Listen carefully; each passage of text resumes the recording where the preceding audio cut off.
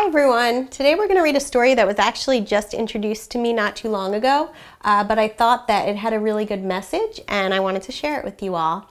It's called After the Fall, How Humpty Dumpty Got Back Up Again, and it's by Dan Santat. And when we read this story today, there are a few words in the story that we're going to see that we might not be familiar with. So I want to introduce those words to you before we start reading. The first word is odd. And odd means strange or weird. The next word is fortunately. Fortunately means luckily or happily. And the last word that we're going to see is admit. And to admit is to say something that is true or to allow.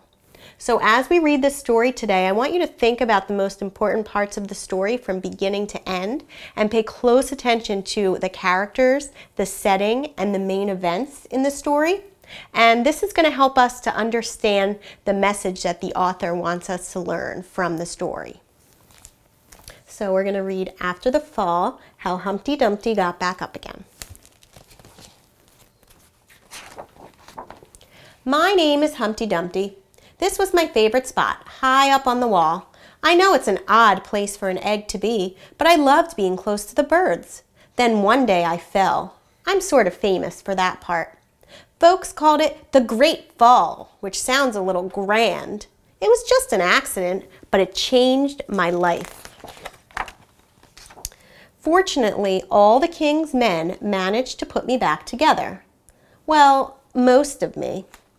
There were some parts that couldn't be healed with bandages and glue. After that day, I became afraid of heights. So now I'm thinking at the beginning, Humpty Dumpty fell off the wall and he broke apart. And he was able to be put back together, but now he's afraid of heights. So it seems to me like maybe he's missing out on some important things. He's got the boring cereal here, and all the sweet cereals are up high, but he can't get them because he's afraid of heights now that he fell. I was so scared that it kept me from enjoying some of my favorite things. I walked past that wall every day and would think about climbing the ladder again. I really missed the birds and being high above the city, but I could never do it because I knew accidents can happen. I eventually settled for watching the birds from the ground.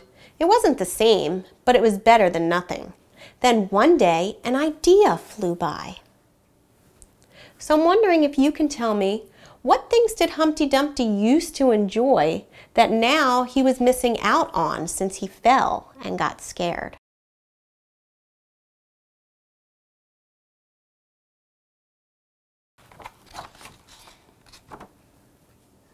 Making planes was harder than I thought.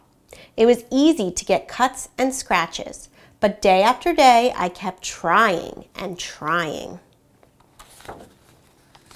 until I got it just right.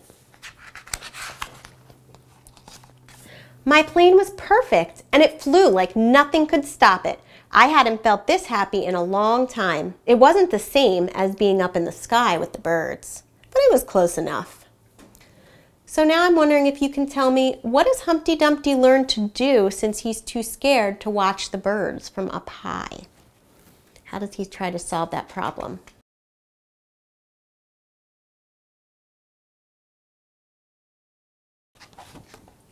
Unfortunately, accidents happen.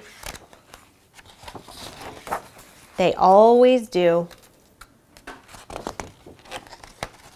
I almost walked away again, but then I thought about the time I'd spent working on my plane and all the other things I'd missed. I decided I was going to climb that wall. But the higher I got, the more nervous I felt.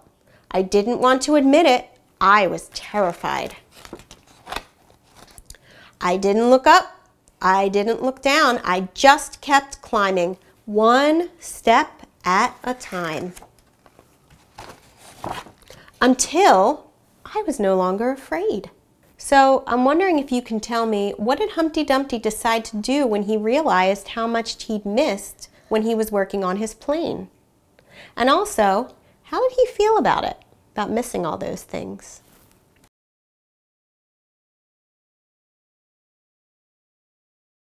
Maybe now you won't think of me as the egg who was famous for falling. It says crack, crack. Hopefully you'll remember me as the egg who got back up. There he goes, his egg is cracking. And learned how to fly. So what did Humpty Dumpty accomplish at the end of the story? And how do you think his bravery changed his life?